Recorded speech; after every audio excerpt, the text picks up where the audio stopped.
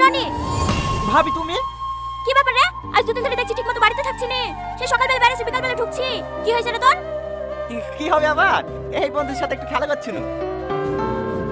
কই তোর একটা বন্ধু কত দেখতে পাসনি? সবাই ছিল, এক্ষুনি চলে গেল। ঠিক আছে বাড়ি যাও। কেন? সালমাকে টোটোতে তুলি দেগা। আমি পারবো না, ভাইকে যেতে বলো গা। তোর ভাই মাঠে গেছে, তোকে যেতে হবে। চ। ভাবি না গেলে হবে না। না হবে না, তাড়াতাড়ি আয়।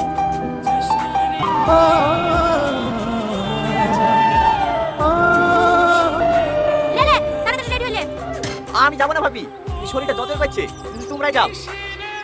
কই চল, দেখ বাহানা বসনি। তোর ভাই রেডি হয়ে বসে আছে। লে লে, তাড়াতাড়ি জামাটা পরিলে। তুমি বুঝতে পারছো না ভাবি, শরীরটা সত্যি খুব খারাপ হয়েছে। আচ্ছা ঠিক আছে, রান্না করে ভাতের কাছে উঠে খেলিস। ভাবি কি হলো? এই গিফটটা সালমাকে দিয়ে দিও। কেনে তুই বিয়ে দিন যাবো বললি যে? বিয়ে দিন দেওয়া কেমন লাগে, তাকে তুমি আজকে দিয়ে দিও। ঠিক আছে, কাজে সকাল সকাল চলে আসবি। ঠিক আছে ভাবি। কি রে, বিয়ে করে ঘরে একা একা বসে কেন? এমনি। কখন আসলি বোন? হেঁটে এক্ষুনি। ভাই কোথায়? ও একটু আবার সাথে প্যান্ডেলের দিকে গেল। টনি আসেনি? না, ওর শরীরটা খারাপ তো, তাই আসতে পারেনি। এটালে, এটা তোর জন্য টনি পাঠিয়েছে। টনি পাঠিয়েছে? হ্যাঁ, বস, মা কি করছে দেখি কি।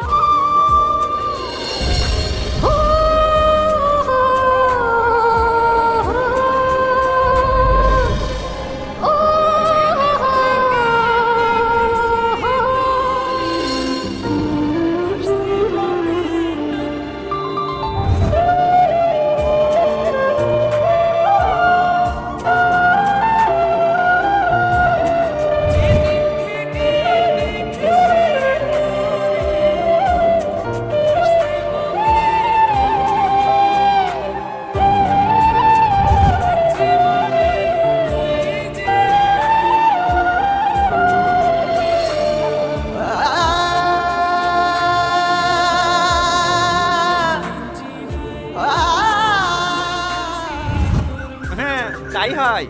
কি তাই হয়? মেলাতে ঘুরে ঘুরে তোমাকে এতগুলো জিনিস কিনে দিন, তুই আমার কথা কিছু কিনে দিলি না। কি রে, তুমি আবার বেইমানিস নাকি? ও মেয়েদের সব লাগে, সেদের কিছু লাগে না তাই তো? আরে লেসি গো লেসি, কত রাখ কিছু কিনে এই লাও, এটা তোমার জন্য। এইটা আমার জন্য? এইরকম গিফট পেলে কি কিনে দেয় গো? বুঝতে পেরেছি, এইটা তুমি আর এটা আমি, তাই না? চলো।